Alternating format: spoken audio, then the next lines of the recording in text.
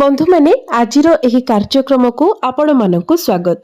आजिर एही कार्यक्रमटी मेष राशि व्यक्ति विशेष मानक पई बहुत गुरुत्वपूर्ण अटे।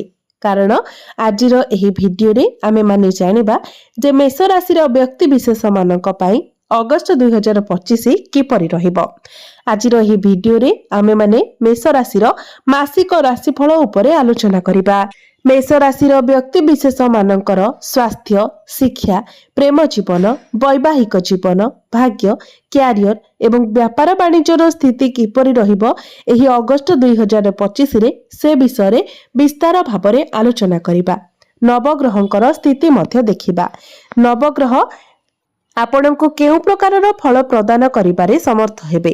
एहा व्यतीत अशुभत्व प्रदान करुथिबा ग्रह मानक पई किछि विशेष प्रतिकार मध्य जानिबा। सेथिपाई आपण माने भिडियोटी को स्किप न करी शेष पर्यंत निश्चय देखंतु एवं भिडियोटी को लाइक करी चैनलटी को सब्सक्राइब करि दियंतु। कमेंट बॉक्स रे भक्ति एवं श्रद्धार सहित जय श्री जगन्नाथ निश्चय लिखंतु। तो बंधु माने आसंतु आरंभ करिबा आजिर एही कार्यक्रम जहा आपणकर जन्म राशि तथा चंद्र राशि उपरे आधारित अटे। तेबे राशि चक्रर 12 गोटी राशि मध्यरु प्रथम राशि हेउछि मेष राशि एवं मेष राशिर राश्याधिपति हेउछंती मंगल। तेबे बंधु माने अगस्त मास आरंभ रे आपणक कुंडलीर तृतीय भावरे विराजमान अछंती शुक्र एवं गुरु, चतुर्थ भावरे विराजमान अछंती बुध एवं सूर्य, पंचम भावरे विराजमान अछंती केतु, षष्ठ भावरे विराजमान अछंती मंगल, एकादश भावरे विराजमान अछंती राहु एवं आपणकर द्वादश भावरे विराजमान अछंती शनि। तो सर्वप्रथम आसंतु जानि नेबा आपणकर स्वास्थ्य किपरि रहिबो एही अगस्त 2025 रे। तेबे बंधु माने कुंडलीर प्रथम भावटी होइथाय आपणकर स्वास्थ्यर भाव, इम्युनिटी सिस्टम रो भाव एवं आपणक प्रथम भावर अधिपति हेउछंती मंगल। मंगल आपणकर षष्ठ भावरे विराजमान अछंती। तेबे बंधु माने षष्ठ भावटी को कुंडली रे भलो बोली माना जाय न थाए। कारण षष्ठ भावटी होइथाय रोग, ऋण एवं शत्रुर भाव। तेबे षष्ठ भावरे मंगल बुधंकर राशि रे गोचर करूछंती। तेबे एही समय आपणकर मुंड बिंधा, माइग्रेन भली समस्या देखा देबो। जेतेबेले भी राशि स्वामी षष्ठ, अष्टम एवं द्वादश भावरे गोचर करिथांती सेतेबेले इम्युनिटी सिस्टम डाउन हो जाय थाए। एवं आपण जदि केवाडे ट्रैवल ले जाउछंती जे पर्यंत मंगल आपणकर षष्ठ भावरे अछंती से पर्यंत आपण आपणकर स्वास्थ्यर विशेष ध्यान रखंतु। विशेष करी आपणक खाद्य पेयर आपण ध्यान रखंतु। बाहरर खाद्य को आपण अवॉइड करंतु। जंक फूड, फास्ट फूड ए सब को आपण अवॉइड करंतु। एही समय जेहेतु आपणकर इम्युनिटी सिस्टम टिके डाउन रहिबो तेणु थंडा, काश, ज्वर ए सब समस्या आपणको देखा देई पारे। एबे आसंतु जानिबा आपणकर शिक्षा क्षेत्र किपरि रहिबो अगस्त 2025 रे। विद्यार्थी मानक पई किपरि रहिबो एही अगस्त मासटी। तो बंधु माने कुंडलीर पंचम भावटी होइथाय शिक्षार भाव। आपणक पंचम भावर अधिपति हेउछंती सूर्य। सूर्य आपणकर चतुर्थ भावरे विराजमान अछंती एवं 17 अगस्त को सूर्य आपणकर पंचम भाव को गोचर करिवे। तेबे सूर्य जेतेबेले पंचम भावरे गोचर करिवे सेतेबेले आपणकर पाठ पढ़ा पई बहुत भलो समय आरंभ होई जिवो। कारण गोटे वर्षरे केवल गोटे मास एपरि रहिताए जेतेबेले सूर्य निजर स्वराशि रे गोचर करिथांती एवं अगस्त 17 रे सूर्य आपणकर पंचम भावरे निजर स्वराशि रे गोचर करिवे। तो 17 अगस्त रो नेकी 16 सेप्टेम्बर पर्यंत जेतेबेले सूर्य निजर स्वराशि रे गोचर करुथिबे एही समय आपणकर पाठ पढ़ा पई सर्वोत्तम रहिबो। जदि आपण गवर्नमेंट रिलेटेड किछि एग्जाम पई प्रिपेयर हेउछंती ताहा आपणक पई बहुत भलो रहिबो। एही अगस्त मासरे पाठ पढ़ा रिलेटेड आपण जहाँ भी किछि डिसीजन नेबे सेथिरे आपणको सफलता मिलिबो। जदि आपण निजर पाठ पढ़ारे किछि परिवर्तन करबाकू चाहुचंती तो निश्चित भाबरे आपण एही अगस्त मासरे परिवर्तन करि परिबे। सेही परिवर्तन आपणक पई बहुत भलो रहिबो। एबे आसंतु जानिबा आपणकर प्रेम जीवन किपरि रहिबो एही अगस्त 2025 रे।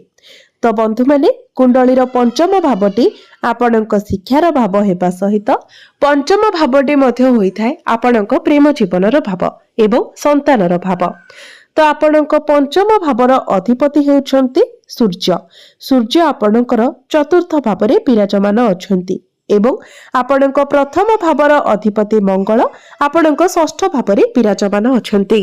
तेबे आपणक पंचम भावरे विराजमान अछन्ति केतु। केतु हेउछन्ति छाया ग्रह, मुंड विहीन ग्रह। तो आपणकर पार्टनर आपणक पई जेते जहा कले मध्य आपण सेथिरे संतुष्ट होई परिबे नाही। आपणकर पार्टनर आपणक मध्यरे किछि ना किछि कमी बाहर करबाको लागिबे। किंतु सूर्य जेतेबेले आपणकर पंचम भावरे गोचर करिवे से आपणकर प्रेम जीवन को भल बनाइबा पई चेष्टा करिवे। अर्थात पूर्वरो आपणक मध्यरे जहाँ भी किछि मिसअंडरस्टैंडिंग थिला, मिसकम्युनिकेशन होइथिला, जहाँ भी किछि असुविधा होइथिला से सब आपणक मध्यरु दूर होई जिवो। जदि आपणक मध्यरे कथावार्ता बंद होई जाइथिला तो पुनर्बार आपणक मध्यरे पैचअप होई जिवो। एबे आसंतु जानिबा आपणकर वैवाहिक जीवन किपरि रहिबो एही अगस्त 2025 रे। तेबे बंधु माने कुंडलीर सप्तम भावटी होइथाय आपणक वैवाहिक जीवनर भाव, आपणक जीवन साथीर भाव। तो आपणक सप्तम भावर अधिपति हेउछन्ति शुक्र। शुक्र आपणकर तृतीय भावरे विराजमान अछन्ति एवं 21 अगस्त को शुक्र आपणकर चतुर्थ भाव को चली आसीबे। तेबे वैवाहिक जीवन आपणकर भल रहिबो। आपणकर लाइफ पार्टनर टिके अधिक भ्रमण करि पारंती, छोट छोट यात्रा टिके अधिक करि पारंती। 21 अगस्त पूर्वरु से तांकर काम कार्य रे टिके अधिक व्यस्त रहिबे। किंतु 21 अगस्त को शुक्र चतुर्थ भाव को केंद्र को चलन करिवे, जहा आपणकर वैवाहिक जीवन को बहुत भल बनाइबो। आपण दुई जण मिसी केवडे भ्रमण रे जाई पारंती। किंतु 21 अगस्त पूर्वरु आपणक मध्यरे टिके वैचारिक मतभेद देखा देई पारे। एबे आसंतु जानिबा सबुठारु महत्वपूर्ण विषय वस्तु आपणकर भाग्य, क्यारियर एवं व्यापार वाणिज्यर स्थिति किपरि रहिबो एही अगस्त 2025 रे। तो बंधु माने कुंडलीर नवम भावटी होइथाय आपणकर भाग्यर भाव। आपणक नवम भावर अधिपति हेउछन्ति आपणक भाग्य भावर अर्थात नवम भावर अधिपति हेउछन्ति देवगुरु बृहस्पति। गुरु आपणकर तृतीय भावरे विराजमान अछन्ति एवं गुरुंकर सप्तम दृष्टि आपणकर भाग्य भाव उपरे रहुछि। शुक्रंकर दृष्टि मध्य आपणकर भाग्य भाव उपरे रहुछि। या व्यतीत शनिंकर दशम दृष्टि मध्य आपणक भाग्य भाव उपरे रहुछि। तेबे एहार अर्थ हेउछि भाग्य आपणकर साथ देब, किंतु प्रत्येक क्षेत्र रे आपणकर टिके विलंब हेब। कारण गुरु एवं शुक्रंकर दृष्टि आपणकर भाग्य भावरे रहुतिबा हेतु कार्य रे आपणको सफलता मिलिबो। किंतु शनिंकर दृष्टि जेहेतु आपणकर भाग्य भाव उपरे रहुछि तेणु प्रत्येक क्षेत्र रे विलंब मध्य देखा देब। तेबे आपण जदि किछि बड़ जिनिस किणा बेखा करिबा पई चाहुछन्ति किंबा ट्रेडिंग रे आपण किछि इन्वेस्टमेंट करिबा पई चाहुछन्ति तो 17 अगस्त परे आपणको पई समय भल रहिबो। जेतेबेले सूर्य निजर स्व राशि रे गोचर करिवे सेतेबेले आपणको आपणको भाग्यर अधिक साथ मिलिबो। अर्थात 17 अगस्त परे आपण जहा चाहुचंती ताहा करि परिबे।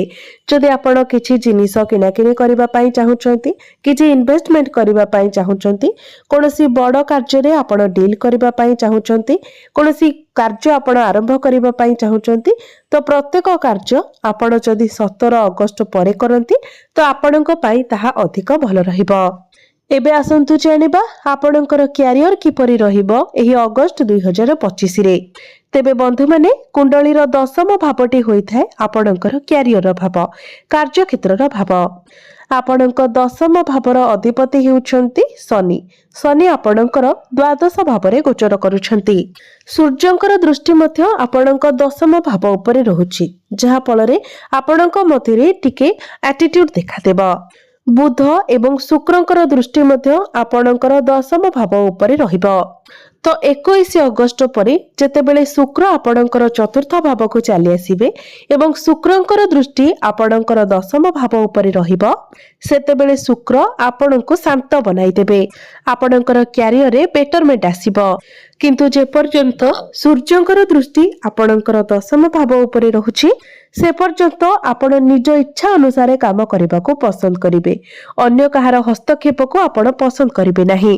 ଏହା ବ୍ୟତୀତ ବର୍ତ୍ତମାନ ଆପଣଙ୍କର ଶନି 7.5 ମଧ୍ୟ ଚାଲିଛି। ତେଣୁ ତରବରିଆ ଭାବରେ ଯଦି ଆପଣ କିଛି ଡିସିସନ ନିଅନ୍ତି କିମ୍ବା କୌଣସି କାମ କରନ୍ତି ତ ଆପଣ ହିଁ ଅସୁବିଧାରେ ପଡ଼ିବେ। ଆପଣଙ୍କୁ ହିଁ ଏଥିପାଇଁ ପଶ୍ଚାତାପ କରିବାକୁ ପଡ଼ିବ।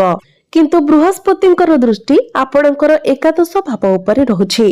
ତେଣୁ ଯଦି ଆପଣ ନିଜ ଆଡୁ ଟିକେ ଚେଷ୍ଟା କରନ୍ତି ତ 17 ଅଗଷ୍ଟ ପରେ ଆପଣଙ୍କୁ ଆପଣଙ୍କର କାର୍ଯ୍ୟକ୍ଷେତ୍ରରେ ଏକ ସକାରାତ୍ମକ ପରିବର୍ତ୍ତନ ଦେଖିବାକୁ ମିଳିବ। କ୍ୟାରିୟରରେ ଆପଣଙ୍କର ପ୍ରମୋଶନ ହେବାର ମଧ୍ୟ ସମ୍ଭାବନା ବନୁଛି, କାରଣ ସୂର୍ଯ୍ୟଙ୍କର ଦୃଷ୍ଟି ଆପଣଙ୍କର ଏକାଦଶ ଭାବ ଉପରକୁ ରହିବ। ତ 17 ଅଗଷ୍ଟ ପରେ ଆପଣଙ୍କୁ ନୂତନ ଚାକିରି ମିଳିବାର ମଧ୍ୟ ଯୋଗ ରହୁଛି। ଯଦି ଆପଣଙ୍କ ପାଖରେ କୌଣସି ଚାକିରି ନାହିଁ, ଆପଣଙ୍କୁ 17 ଅଗଷ୍ଟ ପରେ ଚାକିରି ମିଳିପାରେ। ସେଥିପାଇଁ ଆପଣ ନିଜ ତରଫରୁ ଚେଷ୍ଟା ଜାରି ରଖନ୍ତୁ। କ୍ୟାରିୟରରେ ପ୍ରମୋଶନ ହେବାର ମଧ୍ୟ ଯୋଗ ବନୁଛି। ତେବେ 17 ଅଗଷ୍ଟ ପରେ ଆପଣ ଆପଣଙ୍କର କ୍ୟାରିୟରରେ ଏକ ବହୁତ ଭଲ ପରିବର୍ତ୍ତନ ଦେଖିବାକୁ ପାଇବେ। ଯଦି ଆପଣଙ୍କର ଟାର୍ଗେଟ ବେସ୍ ଜବ୍ ରହିଛି ତ ଆପଣ ବହୁତ ସହଜରେ ହିଁ ଆପଣଙ୍କର ଟାର୍ଗେଟକୁ କମ୍ପ୍ଲିଟ୍ କରିଦେବେ। କିନ୍ତୁ ତା ପୂର୍ବରୁ ଆପଣ ନିଜର ନେଚର ଉପରେ ଧ୍ୟାନ ରଖନ୍ତୁ। ଆପଣଙ୍କର ବାଣୀ, ଆପଣଙ୍କର ଧୈର୍ଯ୍ୟ ଉପରେ ଆପଣ ନିୟନ୍ତ୍ରଣ ରଖନ୍ତୁ। ଶନିଙ୍କର 7.5 ଚାଲିଥିବା ହେତୁ ଆପଣ ଟିକେ ଅଧିକ ଓଭର ଥିଙ୍କିଂ କରିବେ। ତେବେ ଓଭର ଥିଙ୍କିଂ ଠାରୁ ଆପଣ ଦୂରେଇ ରହିବାକୁ ଚେଷ୍ଟା କରନ୍ତୁ। ଛୋଟ ଛୋଟ କଥାକୁ ଆପଣ ବହୁତ ଅଧିକ ଚିନ୍ତା କରନ୍ତୁ ନାହିଁ। ଏବେ ଆସନ୍ତୁ ଜାଣିବା ଆପଣଙ୍କର ବ୍ୟାପାର ବାଣିଜ୍ୟ କିପରି ରହିବ ଏହି ଅଗଷ୍ଟ 2025ରେ। ତେବେ ବିଜନେସ୍ କଥା ଯଦି କହିବା, ବିଜନେସକୁ ନେଇକି ଅଗଷ୍ଟ ମାସଟି ଆପଣଙ୍କ ପାଇଁ ବହୁତ ଭଲ ରହିବ, କାରଣ ଶୁକ୍ର ଆପଣଙ୍କର କେନ୍ଦ୍ରକୁ ଆସିଯିବେ। ତେବେ ଶନି ଆପଣଙ୍କର ଦ୍ୱାଦଶ ଭାବରେ ଥିବା ହେତୁ ବ୍ୟାପାର ବାଣିଜ୍ୟ କ୍ଷେତ୍ରରେ ଆପଣଙ୍କର ଟିକେ ଅଧିକ ଖର୍ଚ୍ଚ ହେବ। ଆପଣ ଯେତିକି ଲାଭ ପାଇବେ ସେତିକି ଆପଣଙ୍କର ଖର୍ଚ୍ଚ ମଧ୍ୟ ହୋଇଯିବ। ତେଣୁ ପଇସାକୁ ଆପଣ ଭଲ ବାଟରେ ଇନଭେଷ୍ଟମେଣ୍ଟ କରିବା ପାଇଁ ଚେଷ୍ଟା କରନ୍ତୁ, କାରଣ ଏମିତିରେ ତ ଆପଣଙ୍କର ଖର୍ଚ୍ଚ ହେବା କଥା ହେବ। ତେଣୁ ଆପଣ ତାହାକୁ ଭଲ ବାଟରେ ଖର୍ଚ୍ଚ କରିବା ପାଇଁ ଚେଷ୍ଟା କରନ୍ତୁ। ନିଜର ବିଜନେସକୁ ଆଗକୁ ବଢାଇବା ପାଇଁ ଖର୍ଚ୍ଚ କରନ୍ତୁ। ଏବେ ଆସନ୍ତୁ ଜାଣିନେବା କିଛି ଉପାୟ ବିଷୟରେ, ଯେଉଁ ଉପାୟ ଗୁଡ଼ିକ କରିବା ଦ୍ୱାରା ଆପଣଙ୍କୁ ଅଧିକ ମାତ୍ରାରେ ଶୁଭ ଫଳ ପ୍ରାପ୍ତି ହେବ ଏବଂ ଯେଉଁ ସବୁ ଅଶୁଭତ୍ୱ ରହୁଛି ଅଶୁଭତ୍ୱ ଗୁଡ଼ିକ ମଧ୍ୟ କମ ହୋଇଯିବ। ସେଥିପାଇଁ ପ୍ରତ୍ୟେକ ଦିନ ଆପଣ ହନୁମାନ ଚାଳିଶାର ପାଠ କରନ୍ତୁ ଏବଂ ଯେପର୍ଯ୍ୟନ୍ତ ଆପଣଙ୍କ ରାଶିରେ ଶନି 7.5 ଚାଲିଛି ସେ ପର୍ଯ୍ୟନ୍ତ ପ୍ରତ୍ୟେକ ଦିନ ଆପଣ ଶନିଙ୍କର ବୀଜ ମନ୍ତ୍ର ମଧ୍ୟ 108 ଥର ଜପ କରନ୍ତୁ।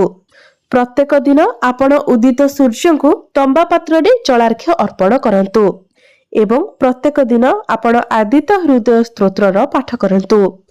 ତେବେ ବନ୍ଧୁମାନେ, ଆପଣଙ୍କର ଜୀବନ ମଙ୍ଗଳମୟ ହେଉ, ଏହା ହିଁ ଈଶ୍ୱରଙ୍କ ନିକଟରେ ମୋର ପ୍ରାର୍ଥନା।